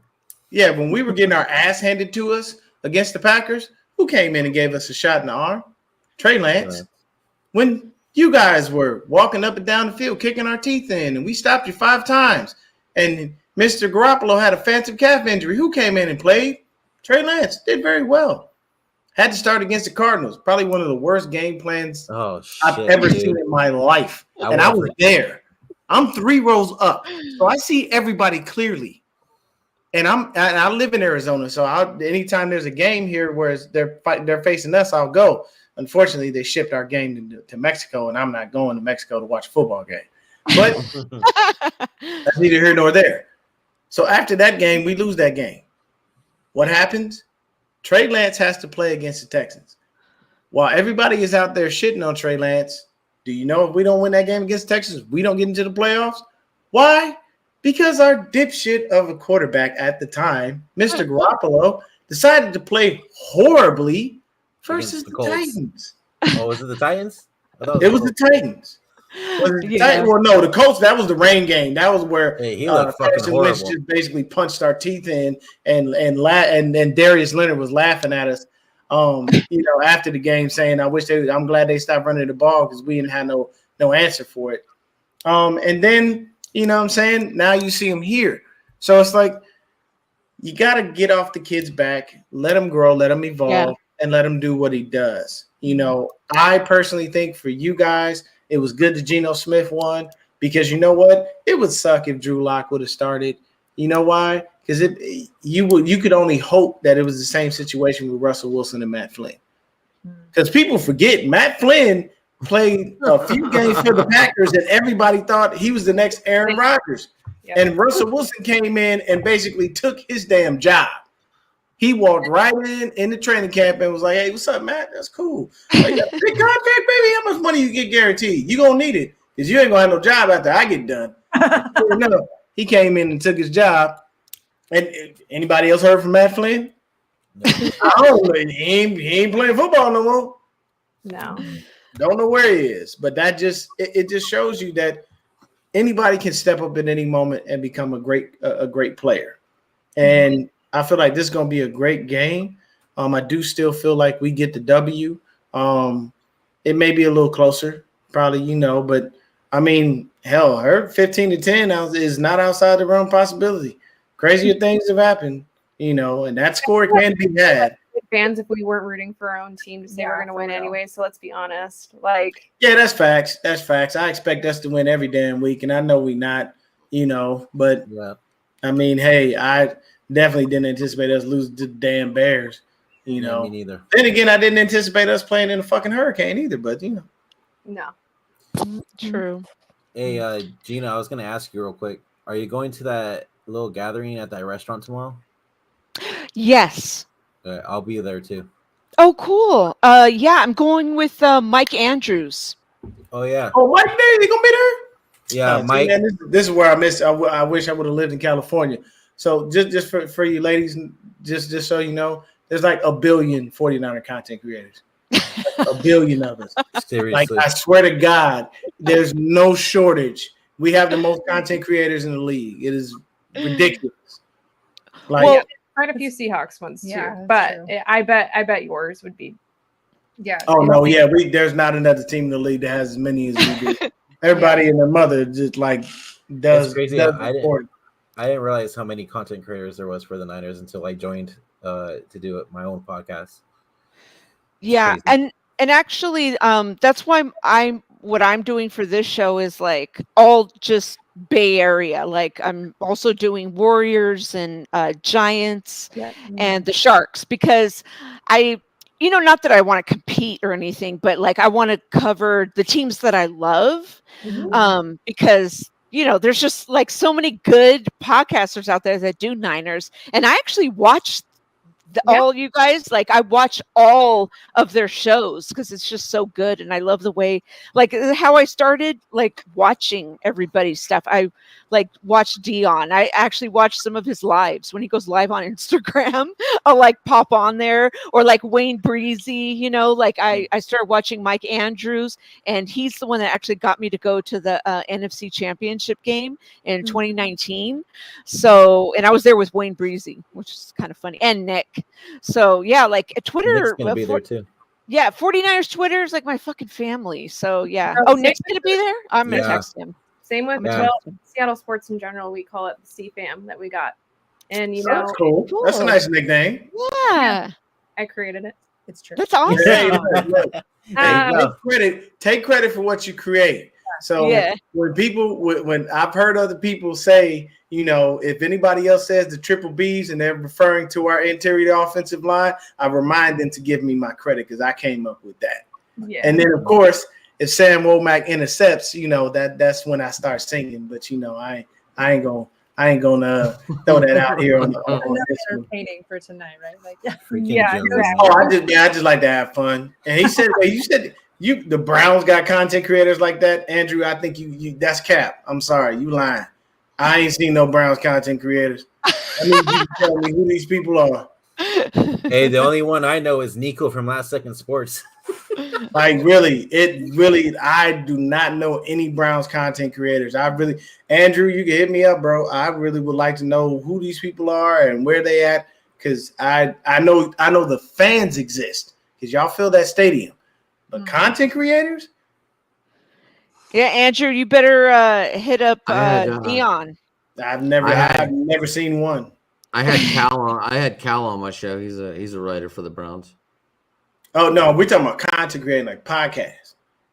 He's if he's a writer, he's definitely tapped in. But yeah, I wouldn't know, man. Well, Andrew is for sure one, but yeah, I don't know about others, but I take Andrew's word for it only because I know Andrew, but I don't know about any others. So, but I want to give props to my guests, the Seattle content creator podcast of PNW Showdown, because I was so lucky to find you guys on Twitter, and I did listen to your show, and you guys had some amazing guests on your show before. Can you just name out a couple of them? Go ahead. I'll let you talk for a little bit because I talk a lot. I'll see if I can remember everybody. So we cover like the Seattle sports teams. There are 7 professional teams. And so like the Sounders and the Kraken, the Storm. So let's see if I can put me on the spot. Let's see if I can. So there's Seahawks, the Reign, the Sounders, the Mariners, and the Seawolves. So the Seawolves are our professional rugby team, and then the rest of them are all other sports people know more about. But so we cover all of them. And so we've had like Brad Tucker from the Seawolves. We had Allie Watt when she was still on the Reign. We had, the first episode was with Marcus Trufant from former Seahawk. We've had Shelby Harris after he got traded to Seattle. We had him on the show. We had the amazing KJ Wright on the show. And then who else am I missing? Well, I don't know who's coming up, but Right. So we're going to be dropping our second season, our 1 year anniversary episode next Thursday on the 22nd. And we have Doug Baldwin that we talked with and dropping that episode. So we're excited. just Yeah, I really, saw that on your website. Yeah. so we're grateful for you also like inviting us on here. Yeah. It's really nice connecting with people, even if you're different, you support other sports teams. Number one, supporting other women who are doing this is awesome. Yay. Few other content creators. I like that we can have fun banter, but that we can, just respect the work that we're doing. It's a lot of work doing podcasts, so I have respect for all of you from the production standpoint, from working a full-time job and doing this on top of it. For those that are listening and watching, it's a lot of extra hours. So it's a lot of fun, but just know that, if we ever take a break, please respect respect the breaks that we need. So thank you. Yeah, we have a lot of people. I've seen people that wind up doing that. We got a guy. His name's Aaron. He's a 49er content creator, and he just said that he was going to take a step back from, the podcasting and whatnot. And I just sent him, well wishes. It's like, hey, whatever's going on, it's by all means, what I'm saying, take your time. And yeah, people stop and take a break. For the people out there watching, you got to respect that, man. People do have lives.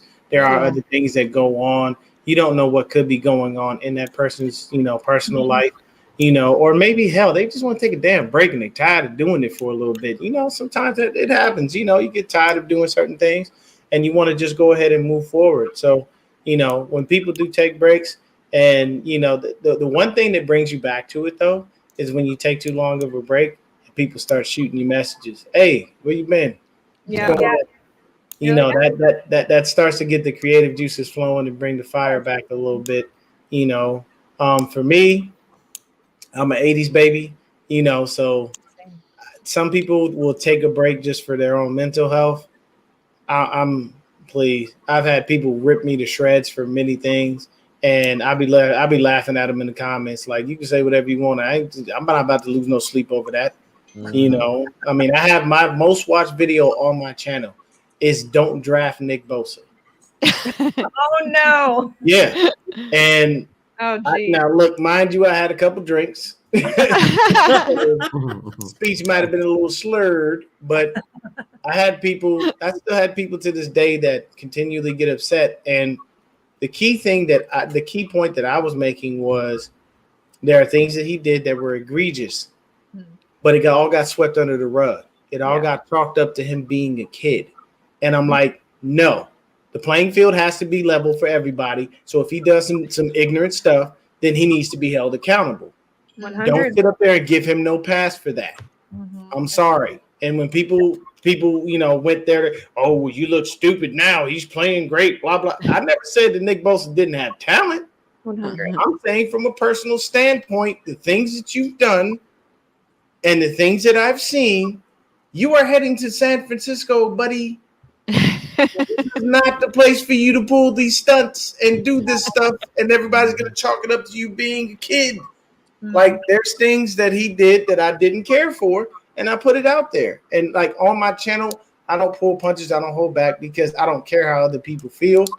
I'm going to tell you what I think of things, and whether you like it or not, it is what it is. It's my channel. I'm going to say what I want to say. When I'm on other people's platforms, I have to respect it because that's their platform. So I choose to keep my opinions to myself. On my platform, it's different. But, I felt bad for Nick Bosa because, and this is out on Twitter, mind you. Yeah. His girlfriend, his current girlfriend, said straight up that she wanted to find a dumb football player and marry him so she could be rich. That's kind of smart. He said that's kind of smart. I'm done with you. He said it's kind of smart. Don't we all want to? Wouldn't we all take that easy train? I mean, look, but what I'm saying is the way that she did it is like right after you get with Nick, you've already posted this tweet. and you know he's damn good. The boy been running drills inside his mama's womb. Probably was doing it in his daddy's nutsack. I don't know. Well, I'm just saying. didn't that happen in Seattle before he went to Denver? Didn't Russell Wilson? Wasn't his girlfriend originally all excited? Then all of a sudden Married she's done. prior to him even getting drafted, so they were like, Oh married yeah. Oh yeah, like him in college, and yeah. There's she that, was You know, so excited when he there's got that drafted. meme of her like with her Her, like- excited face, like it's like terrible. It's awful. like what? like Patrick Mahomes' wife. Oh, she's a hot mess. And Oh, then good then God. he got Sierra. So I can't stand Patrick Mahomes' wife. Yeah, she is a hot mess. She off the chain. She's a Yeah, hot but mess. it's His brother's a hot mess. There's a hot Yeah. mess. oh yeah, oh no, his brother is even worse. Oh Yeah. God, it's like, bro, don't like he's the definition of riding the coattails of that famous family member. That whole You family know does what I'm stuff. saying? I still His can't little believe brother. I still can't believe they didn't take any heat for them stepping on the Sean Taylor I know. memorial little thing they had on the field. His brother was just standing on it. Mhm. Yeah. It's crazy. Yeah, no, I'm sorry. If I'm Patrick Mahomes, I'm snatching him off of that. Yeah. Hey, don't do that. Yeah. Don't go out there and disrespect that man. That man is not here for him to defend himself. At the same time, he was a fantastic player. You just standing here riding my coattails. Get up out the way. Yeah. Go sit down somewhere. Why don't you go up in the box and eat some hot wings or something? Shut your mouth. Stop being on TikTok doing stupid stuff. Like, Well, now he's got the other great TikTok creator there, Juju. Yeah, bro. Watch him and Mr. Jackson Smith-Schuster. freaking do a TikTok together. Which reminds me, I want to start a TikTok account for Driving to the Top Oh my Productions. God. All right. It's coming. Just Gina's gonna be be like, Gina's gonna be dancing. I'm not gonna dance. I told Gina's you, it's dancing on not a TikTok, ladies dancing and thing. I'm gentlemen. just gonna be like, our next show is gonna be. Ugh. All right. Well, you guys, if you guys want to stick around just to, say our goodbyes, I'm gonna wrap up the show right now. But I want you to finish plugging. And so did you ladies finish plugging plug your? yourself. Yeah. I mean, Yeah. Pacific Northwest Okay. Showdown, we cover those 7 sports that, or teams that Kate mentioned. I know I lots do. of you guys are, Niners fans that are watching, but if you Yeah. are in any way interested in just following our content, feel I free already to subscribed. the at yeah, Showdown. thank you. We've Yeah. loved talking with you guys today. It's The super comments fun. have been awesome. 49ers fans, I know we have a lot more of a hate relationship than a Yeah. love-hate. A moment to actually talk and discuss and have these conversations. All of a sudden, you're like, oh no, I'm becoming You're friends like, with these people, and I yeah. really want to talk with them more. And just so thank you for giving us this platform to connect and talk with you guys about the game that's coming up, and it's been awesome. Yeah, thank you so much. Great. Thank you. And Brandon, Deon, you guys want to tell everybody how they can find your podcast and Let them know, reach you? B-Dubs. Let them know. Sure. So like it says on my screen right here, Fair Fitful Podcast is on YouTube. We're also on Instagram, Twitter, TikTok, Facebook. And if you want to just listen audio wise, we're on Apple Podcasts, Spotify, iHeartRadio, Google Podcasts, Amazon, all those podcast channels, whatever. My personal Twitter page is bdubs49. And then we're also doing a preview show, I believe, tomorrow, right, Deon? Yes, sir. And then also, too, if you guys haven't yet and you guys want to come hang out and watch the Niner football games every week, I also have a playback channel. It's on Get Playback. I'll put out the website link on Twitter for this weekend. So we can all just watch the game together, have fun, and just talk shit, basically. But I'll be showing every single 49er game this season. So, yeah. Cool. Deon? And me, you see it right there, Niner Gang Podcast. That's how you can find me on YouTube. And I'm on pretty much any and every podcasting site. I use this thing called podserve.fm. It's cool because all I have to do is just upload my broadcast to them and they'll put it out to everything. I don't have to do all that and go 1, 2, 3, 4, 5 and all that stuff. On Twitter, you can find me at SwiftD. That's SWIF as in Frank T DEE. And then on Instagram, I'm 49er_Deon. Instagram, I do more so the weekly game picks. And I try to make that as fun and interactive as possible. I like to use famous actors from different places to choose my picks, or a famous rapper from that city, or just a variety of things to be able to mix it up. But those are the ways you can find me.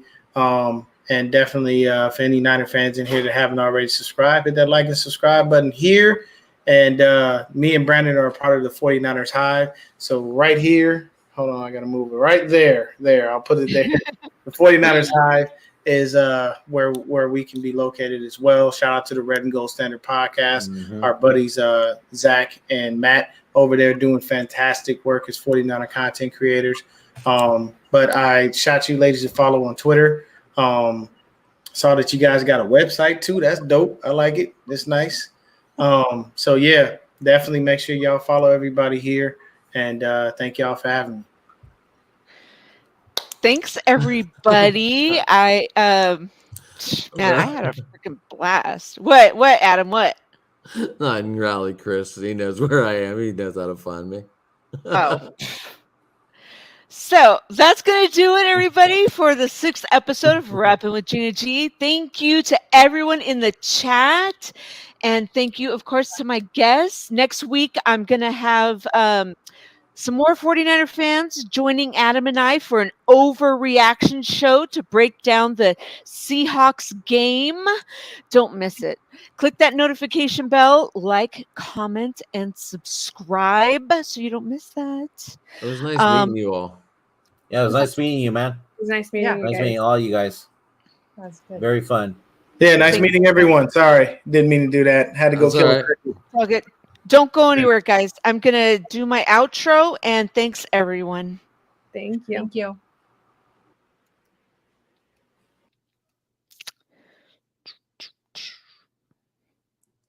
Killing it, G. I'm trying. No, just be your